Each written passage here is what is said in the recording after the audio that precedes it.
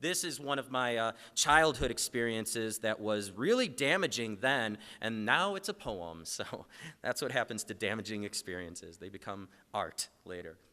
All right. Gym class was always a breeze. Basketball, dodgeball, handball, hands over balls and dodgeball. No sweat. Push-ups, sit-ups, heads up, 7-up, random kid throwing up, next.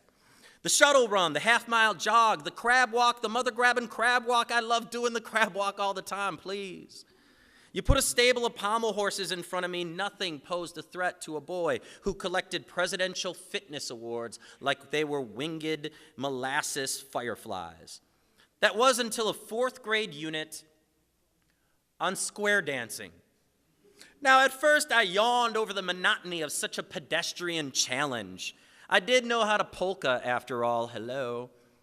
But once Mr. Z told us that boys would be partnered with girls and would have to touch their hands, something inside of me understood what the asthmatic kids must have felt when they were relied upon in a relay race. I had never touched or held another girl's hand. To me, girls were like long division, loads of effort I was unwilling to make. Before I could wrap my brain around what was about to happen, random chance pitted me with/against Lisa Tudor. She made me feel something between finding an unexpected fruit roll-up in your lunch bag and the moment you wake up and realize that it's not a school day. Mr. Z put the needle to crackly record, showed us the initial steps, turned it over to the class, smiling sadistically, as if he knew this would be a completely damaging experience for at least 3 students. I was one of those 3 students. After my bow and Lisa's curtsy, thank you, her typical glow turned to confusion as our hands clasped, then grimace, and finally disgust, as she felt my sweaty palms on her perfectly glossy skin.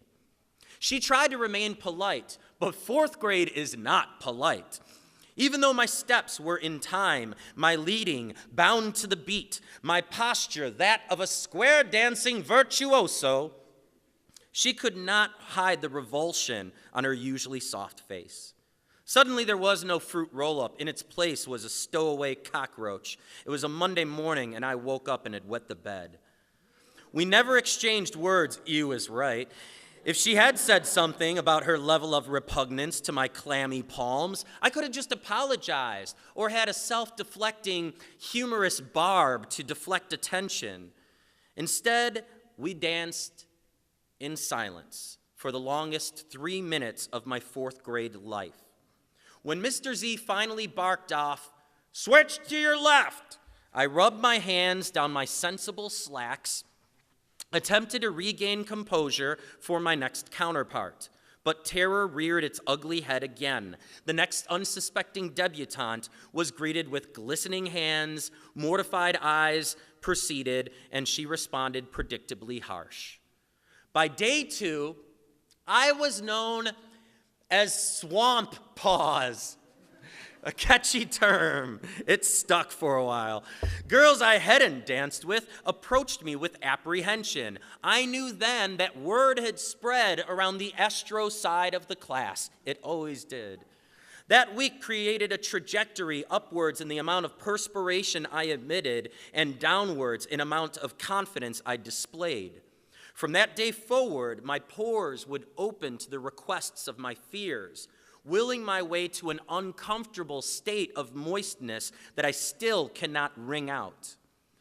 But I also know that I'm not alone.